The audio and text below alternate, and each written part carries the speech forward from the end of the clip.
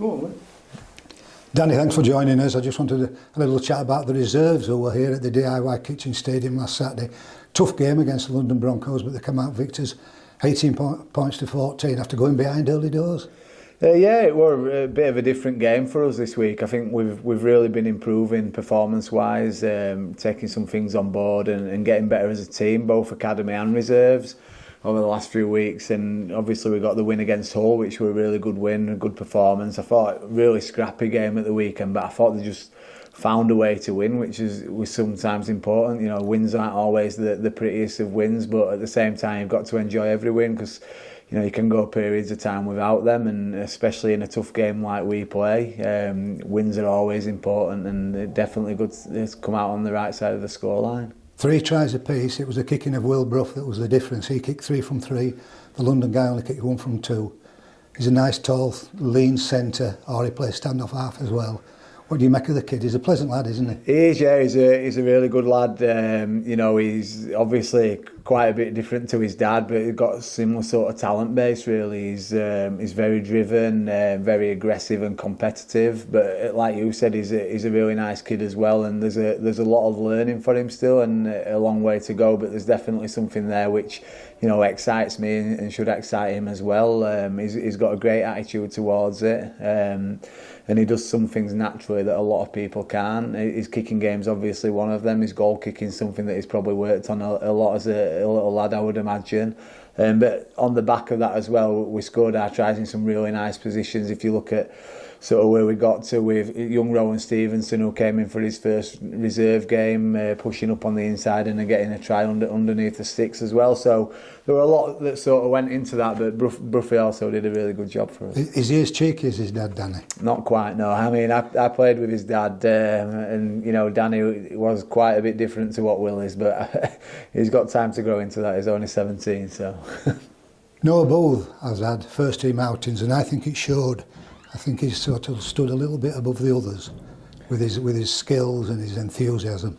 He has, yeah. I think Noah's done a really good job in the reserves. Obviously, he's sort of wanting to push on and get more first team games, and I think that's showing in his performances at the moment. I think reserves has been talked to a lot about over the last few years in terms of how clubs have approached it and how players approach it. And one thing that I wanted at the start of the year was for them first team boys dropping back to treat it with the same respect as those kids that are genuine reserves and academy players stepping up. And I think Noah's one of those that's really done that. He's come in with a great attitude, and he's performed really well in every game that he's played for the reserves, and he's been a real go-to for us. With a great individual try in that first half.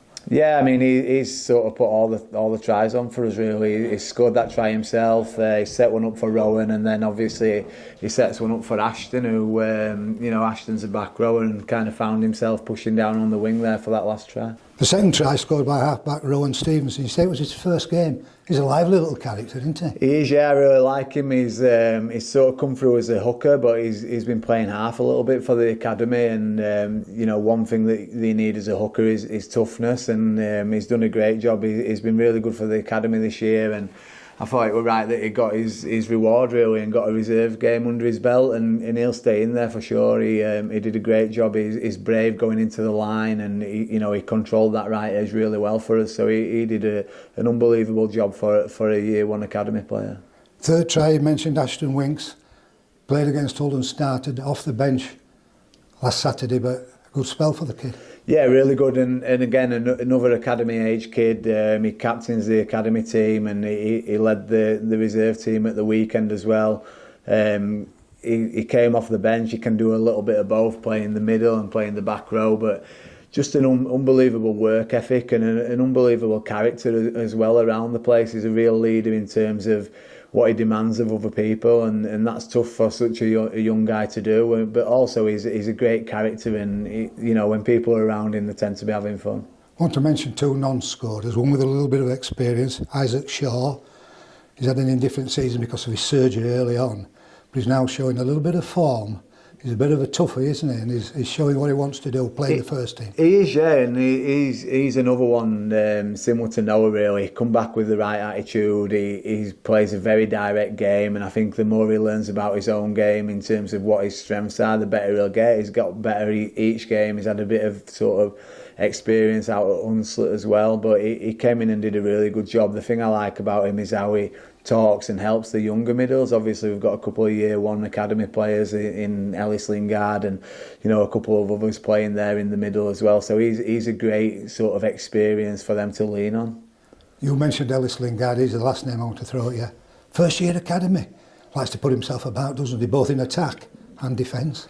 He does, yeah, and Ellis is sort of one of those kids that's sort of rocketed really in terms of his improvement. He's always in and around the club. He's a Wakefield fan. He comes to every game. He supports every scholarship game, every academy game, every reserve game, whether he's playing or not. And he's just got an unbelievable attitude and sort of desire to be a full-time rugby player. And I think it shows in his performances, both sort of in games and in training as well. And another one with a great deal of character around him. He's always sort of the forefront of all the laughter and stuff like that, but at the same time he plays the game tough on the field, so he's got a lot of respect in the group at the minute. And finally, Danny, is it frustrating that you don't have a match every week? Yeah, it is, but it's one of those things that we just can't deal with. For me, it's probably more frustrating for the lads, especially the older end lads. These academy boys are sort of getting games pretty much every week at the minute, but the reserve boys, it's frustrating. They have one game and then they're a week out, and because we train all together, that focus is sometimes a little bit difficult for those older end boys. They're training for a game which they've not really got a game at the end of the week, so it can be quite frustrating. Can lead to sort of up and down in performances with a few of those, but it's just what we're dealing with, and we've got to deal with it the best way that we can. It does give them a chance to sort of athletically develop at the same time in terms of having that week off to recover, but we'd all love a proper reserve programme where we're playing 20 games and playing week in, week out, of course we would.